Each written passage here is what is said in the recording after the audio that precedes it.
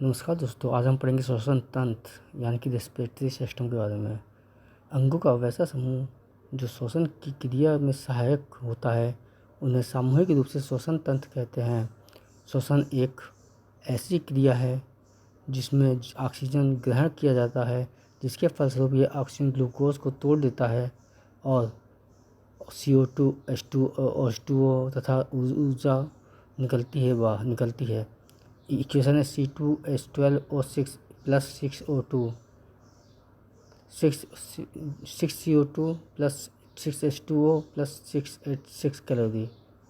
ऊष्मा श्वसन क्रिया ऑक्सीकरण की क्रिया है जिसके फलस्वरूप ऊष्मा निकलती है। यही कारण है कि मृत शरीर व्यक्ति का शरीर ठंडा हो जाता है, क्योंकि वह सांस नहीं लेता है। श्वसन की क्रिया एक अपचायी क्रिया है। श्वासोच्छ्वास सांस अंदर लेने तथा बाहर छोड़ने की क्रिया को श्वासोच्छ्वास कहते हैं। श्वासोच्छ्वास दो प्रकार का होता है, ब्रीदिंग निःश्वसन। निःश्वसन सांस अंदर लेने की क्रिया को श्वसन कहते हैं। इसके द्वारा हम निम्नलिखित गैसें लेते हैं: O2 21%, CO2 0.03%, नाइट्रोजन 78%। निःश्वसन एक्सपीरेशन जब हम सांस बाहर छोड़ते हैं तो इसे निःश्वसन कहते हैं। जितनी मात्रा में हम सांस के अंदर लेते हैं उतनी ही मात्रा में हम सांस बाहर छोड़ते हैं, किंतु गैसों का अनुपात बदल जाता है। निःश्वसन में निम्नलिखित गैसें निकलती हैं: O2 17%, CO2 4.6%, N2 नाइट्रोजन 78%। प्रमुख श्वसन अंग श्वसन तंत्र का वह अंग जो श्वसन तंत्र में सबसे महत्वपूर्ण भूमिका निभाता है प्रमुख श्वसन अंग कहलाता है। एक कोशिकीय जीव विसरण विधि द्वारा, जलीय जीव गिल्स द्वारा, क्रोम या फिर गलफड़ा, कीट श्वसन नली द्वारा, टेडपोल बच्चा मेढक बच्चा गिल्स के द्वारा, निष्क्रिय मेढक भूमि के अंदर त्वचा द्वारा, बिच्छू बुकलंगस के द्वारा, मानव फेफड़ा द्वारा। मानव का श्वसन मार्ग जब मानव जब श्वसन करता है तो वायु जिस मार्ग का अनुसरण करती है उस मार्ग को ही श्वसन मार्ग कहा जाता है। श्वसन मार्ग निम्नलिखित है: नासा छिद्र, नासा कपाट, ग्रसनी, स्वर तंत्र को हम इंग्लिश में कहते हैं लैरिंक्स, श्वास नली ट्रेकिया, ब्रोंकाई, ब्रोंकियोलिस, वायु कोष्ठक एल्वियोली, रुधिर ब्लड, कोशिका सेल।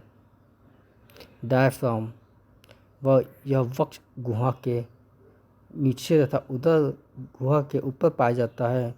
यह संयोजी ऊतक का बना होता है।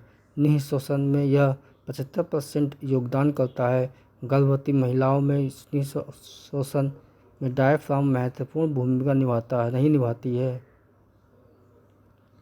डायफ्राम टूट जाने पर व्यक्ति की मृत्यु निश्चित है। नासा छिद्र नाक का यह अगला भाग होता है। इसी भाग से वायु अंदर जाती है। इसमें बाल पाए जाते हैं जो धूल के कणों को रोक लेते हैं। नासिका कपाट यह नाक का पिछला भाग है। इसमें चिपचिपा म्यूकस पाया जाता है। नासिका कपाट के पास ऑल्फैक्टरी लोब पाया जाता है जो हमें सुगंध का एहसास कराता है। ग्रसनी फ्रोनेक्स यह नासिका कपाट के नीचे तथा मुख्य गुहा के पीछे पाया जाता है। इस मार्ग से भोजन तथा वायु दोनों जाते हैं। दिमाग ग्रसनी प्रोनेक्स निगल द्वारा के माध्यम से ग्रस नली से जुड़ता है। ग्रसनी स्वर तंत्र लैरिंक्स के द्वारा श्वास नली ट्रेकिया से जुड़ता है। लैरिंक्स स्वतंत्र यह ग्रसनी के नीचे पाया जाता है। यह आवाज़ निकालने में सहायक है तथा इसे वॉइस बॉक्स कहते हैं। पक्षियों में वॉइस बॉक्स का काम सैरनेक्स करता है। लैरिंक्स पर एक कपास पाया जाता है जिसे एपिग्लोटिस कहते हैं। जब हम कुछ निगलते हैं तो एपिग्लोटिस बंद हो जाता है। और जब भोजन श्वास नली न जाकर ग्रस नली में जाता है तब एपिग्लोटिस खुला रह जाता है, तो हमें हिचकी आने लगती है। एपिग्लोटिस का निर्माण नियंत्रण मेड्यूला ऑब्लिगेटा करता है। फेफड़ा लंग्स, यह मानव के वक्ष गुहा में पाया जाता है। यह मानव का मुख्य श्वसन अंग है। इसकी संख्या 2 होती है। दाहिना फेफड़ा बड़ा होता है। फेफड़ा प्लेयूरल मेम्ब्रेन द्वारा ढका होता है। फेफड़े को फुफ्फुस या पल्मोनरी भी कहते हैं। फेफड़ा रक्त में ऑक्सीजन मिला देता है जिससे रक्त का शुद्धिकरण हो कहते हैं। रक्त फेफड़ा में जाकर शुद्ध होता है। श्वास नली इसके द्वारा वायु फेफड़े के अंदर तक जाता है। ट्रेकिया के बाहर कार्टिलेज को सुरक्षा परत होता है जिसे हाइलिन कार्टिलेज कहते हैं। ट्रेकिया आगे जाकर 2 शाखाओं में बढ़ जाता है जिसे ब्रोंकाई कहते हैं। आगे जाकर ब्रोंकाई कई शाखाओं में टूट जाता है जिसे ब्रोंकियोलिस कहते हैं। एल्वियोली वायु कोष्ठक, ब्रोंकोलिस के सिरे पर गोल संरचनाएं पाई जाती हैं जिसे एल्वियोली कहते हैं। एल्वियोली गैसों के विनिमय का कार्य करता है। जब एल्वियोली जाम हो जाता है तब उस बीमारी को निमोनिया कहते हैं। टीबी नामक रोग एल्वियोली में छेद हो जाता है। जब एल्वियोली पर बलगम जम जाता है तो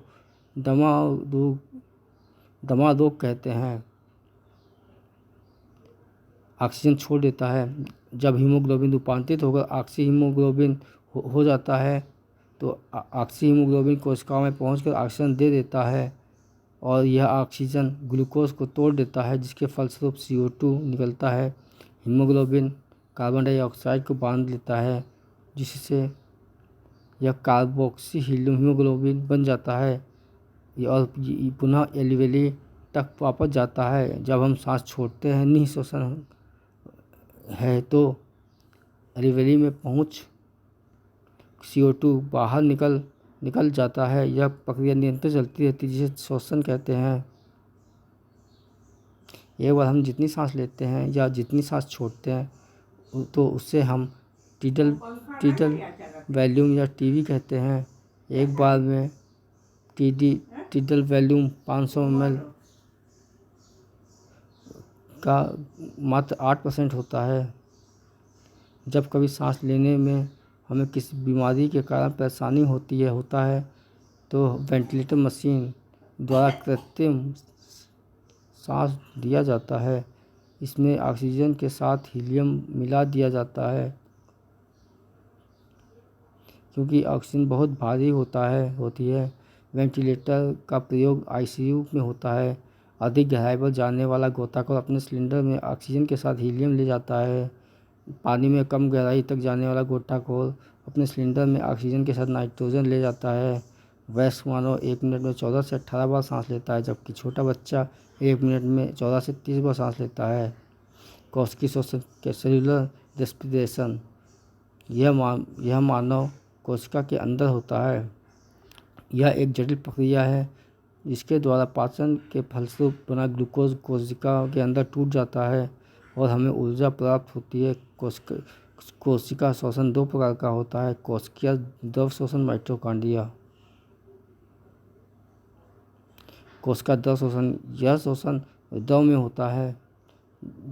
यह ऑक्सीजन की अनुपस्थिति में होता है अतः इसे अनाक्षी श्वसन कहते हैं। बीज का अंकुरण, जीवाणु तथा यीस्ट में अनाक्षी श्वसन होता है। कोशिका द्रव में अनाक्षी श्वसन के फलस्वरूप 4 ATP का निर्माण होता है जिसमें 2 ATP ग्लूकोज को तोड़ने में खर्च हो जाते हैं और 2 ATP शेष बच जाते हैं अतः ग्लाइकोलिसिस के दौरान 2 ATP का लाभ होता है। ग्लाइकोलिसिस के बाद क्रेब्स चक्र प्रारंभ होता है। ग्लाइकोलाइसिस तथा क्रेब्स चक्र के बीच की कड़ी एसिटाइल कहते हैं। माइटोकॉन्ड्रिया में श्वसन, यह माइटोकॉन्ड्रिया में होता है। इसे ऑक्सीजन कहते हैं क्योंकि ये ऑक्सीजन की उपस्थिति में होता है। माइटोकॉन्ड्रिया में होने वाले चक्र को कैप्स चक्र कहते हैं क्योंकि इसकी खोज कैप्स नामक विद्वान ने किया था। कि कोशिका द्रव में ग्लाइकोलिसिस के फलस्वरूप बने दो पाइरुविक अम्ल को माइटोकॉन्ड्रिया पूर्ण रूप से अपघटन या टूटना होता है। एक पाइरुविक अम्ल में अपघटन से 18 एटीपी बनते हैं तथा माइटोकॉन्ड्रिया में पहुंच से दो पाइरुविक अम्ल से अपघटन में से कुल 36 एटीपी बनते हैं। ग्लाइकोलिसिस के दौरान हमें 2 एटीपी लाभ होता है तथा कुल एटीपी की संख्या 39 हो जाती है।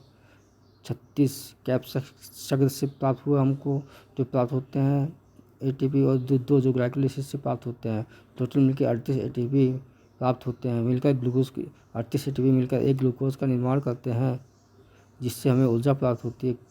कैप्स चक्र के दौरान CO2 निकलता है।